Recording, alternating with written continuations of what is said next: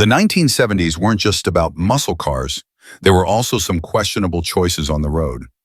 Even the budget-friendly options had serious flaws, and these three were the worst offenders.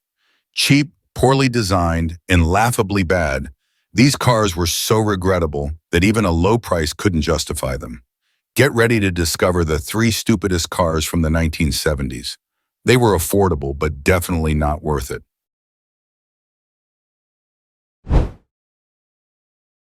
The 1973 Ford Maverick was a product of its time, a response to the growing demand for compact, economical cars in the face of rising fuel prices and an evolving market. Ford aimed to provide an affordable vehicle for those looking for something practical and no frills. However, despite its low price tag, the Maverick failed to live up to expectations in almost every way, leaving behind a legacy of mediocrity. First and foremost, the performance of the Maverick was woefully underwhelming. The base model came equipped with a 2.0L inline-six engine, which at its peak made a measly 88 horsepower. This engine was so underpowered that driving the Maverick felt like a constant struggle, especially when trying to merge onto highways or overtake other vehicles. Even the V8 option, which Ford hoped would give the car a bit more pep, still struggled to impress, with its output barely scraping 140 horsepower. In an era when muscle cars and more powerful sedans were all the rage, the Maverick's sluggish performance felt utterly out of place. Instead of being a fun, efficient, compact car, it was simply slow. And when it comes to cars, being slow is rarely excusable. The design of the Maverick didn't do it any favors either. Ford marketed the car as compact and economical, but the truth is it looked like just another generic sedan of the era. There was nothing special about its styling, no bold lines, no distinctive features, nothing that made it stand out in a crowded market. It wasn't ugly, per se, but it wasn't memorable either. The design was uninspired, like Ford's designers simply ticked off a checklist of compact car attributes and called it a day. In an era of more dynamic and expressive designs, the Maverick faded into the background, a faceless car lost in a sea of similar vehicles. Then there was the ride quality. The Maverick's suspension was stiff and poorly tuned, leading to a rough, uncomfortable driving experience. The car was jarring over bumps, and the lack of soundproofing meant road noise was ever present inside the cabin. On top of that, the interior quality was nothing short of disappointing. The materials felt cheap and the build quality was poor, leaving the Maverick feeling like a car that would fall apart after just a few years of use.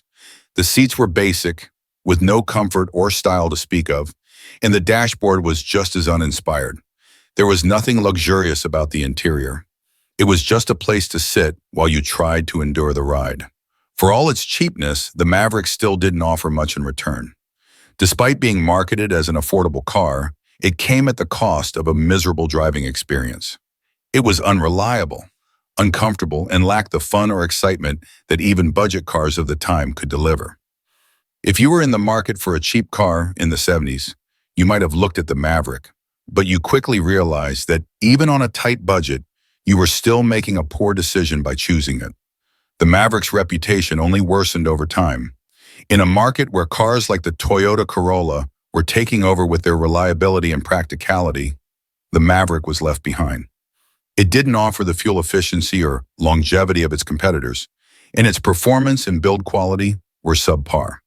The lack of excitement, the poor driving experience, and the sense of cheapness that hung over the car made it a vehicle that people quickly grew tired of.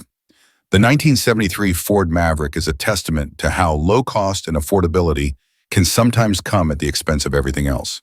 For all the marketing about its economic value, it simply wasn't worth the trade-offs.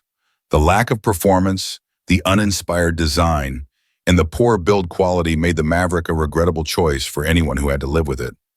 Even for those on a tight budget, it was a car that you couldn't truly enjoy, and one that became a burden the longer you owned it.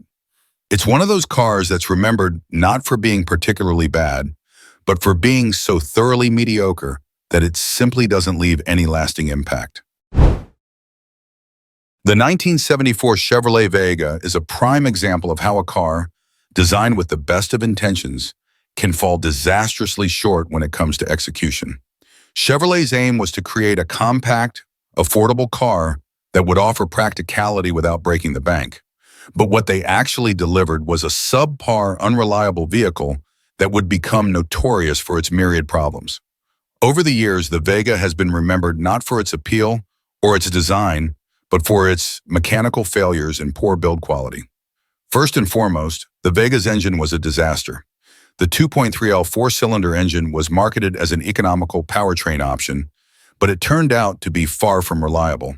Early models of the Vega experienced frequent engine failures, with the engine burning oil at an alarming rate.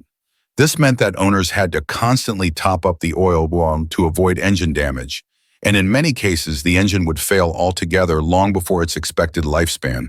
In fact, many Vega owners experienced engine failure within just a few years of ownership, leading to expensive repairs and a loss of faith in the car's reliability.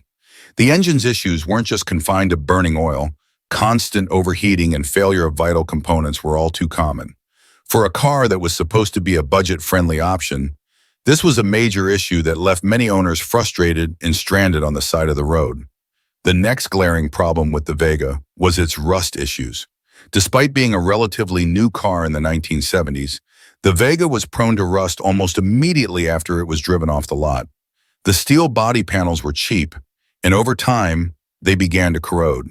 This made the car unsightly and difficult to maintain, especially in regions where the winter months involved road salt. The rust not only affected the appearance of the car, but also compromised the structural integrity of the vehicle. It was a common sight to see a Vega with large patches of rust on its fenders, doors, and undercarriage. And many owners found that the rust damage was so severe that they had to scrap the car years before it should have been considered for retirement. The combination of early mechanical failures and body rust meant that the Vega aged poorly, quickly becoming a car that was seen as unreliable, unattractive, and disposable. Beyond the engine and rust issues, the Vega's build quality was dismal. Even for a budget car, the materials used were of exceptionally low quality, and this was immediately apparent once you sat inside. The interior was basic to the point of being uncomfortable, with hard plastics and thin upholstery that provided little comfort or style. The seats were unsupportive, the dashboard felt flimsy, and the layout was uninspired. The Vega felt like a car built to be cheap, rather than to provide any sense of comfort or pride in ownership. As far as handling was concerned, the Vega was also unremarkable. It didn't offer any fun or excitement behind the wheel. Its performance was sluggish at best, and its suspension did little to smooth out the rough ride. The car felt fragile and lightweight, and many owners found the driving experience to be lacking in every possible way. In terms of design, the Vega was also forgettable. While its exterior wasn't terrible, it didn't stand out in a crowd. It was just another compact car in a market flooded with options, none of which could match the promise of reliability and value that Chevrolet had hoped for. In fact, the Vega's design didn't even offer the same charm that other cheap cars of the era did. Where other budget-friendly vehicles offered simplicity with some degree of style, the Vega just felt like a cheap, hastily constructed product designed to get from point A to point B, nothing more. All of these issues combined to create a car that was widely regarded as a failure in the automotive world. Chevrolet's attempt to build a cheap, compact car for the masses ultimately resulted in a vehicle that was unreliable, poorly constructed, and poorly designed. It was a car that many regretted buying the moment they realized just how many problems it would bring. The Vega's legacy is a cautionary tale for automakers, demonstrating how a lack of quality control, an over-reliance on cheap materials, and poor design can result in a car that fails to live up to even the most basic expectations. It wasn't just that the car was underwhelming, it was the sheer number of issues it faced that made it such a miserable car to own. From the engine problems to the rust issues to the overall cheapness of the build, the Vega left its owners with a lasting sense of disappointment. Today, the 1974 Chevrolet Vega is remembered not for any of its supposed merits, but for the frustration and disappointment it brought to those who purchased it. A car meant to be a symbol of affordable reliability instead became a byword for poor engineering and design. The 1975 AMC Gremlin is often cited as one of the most bizarre and laughable cars ever to hit the American roads. AMC's attempt to create a compact, affordable car ended up delivering a product that was simultaneously underwhelming, uncomfortable, and completely out of touch with consumer expectations. The Gremlin's flaws were so glaring that even its low price couldn't make up for the sheer awkwardness of its design and the lack of performance that it offered. First and foremost, the Gremlin's design was, well, bizarre. While compact cars of the era often featured clean, simple lines, the Gremlin had a boxy, oddly proportioned shape that looked like a child's interpretation of a car. The front end was too stubby, and the rear end was so truncated that it resembled a car that had been chopped off midway through production. The awkward, almost cartoonish design made the Gremlin a source of ridicule from both critics and car enthusiasts alike. AMC, in an attempt to create something that was affordable, wound up with something that was cheap in every sense of the word.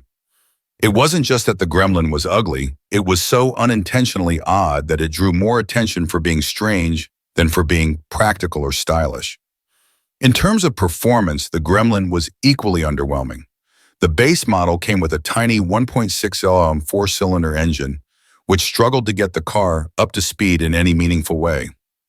It was slow and unrefined, offering no thrills and very little practicality. Even with the optional V8 engine, the Gremlin didn't manage to redeem itself. The V8, though slightly more powerful, still felt weak compared to the muscle cars of the era, and it was nowhere near as impressive as the V8 options offered by competitors like Chevrolet or Ford. The Gremlin was neither fast nor fun to drive. It was simply slow and sluggish in a way that didn't even make sense for a compact car. For a car that was marketed as a cheap alternative, the lack of power made it feel more like a burden than an affordable solution. The interior of the Gremlin was another area where AMC cut corners in a big way. There was no sense of luxury or even comfort to speak of, just cheap, hard plastic materials that gave the car a very toy-like feel. The seats were basic and offered little in terms of support, and there were zero luxury features to make up for the lack of performance and design appeal. It wasn't just that the Gremlin was Spartan, it felt like AMC barely bothered to give it any thought beyond making sure it ran. The absence of amenities made the car feel uncomfortable and cheap, and after a few hours behind the wheel, you'd wish you had bought anything else instead.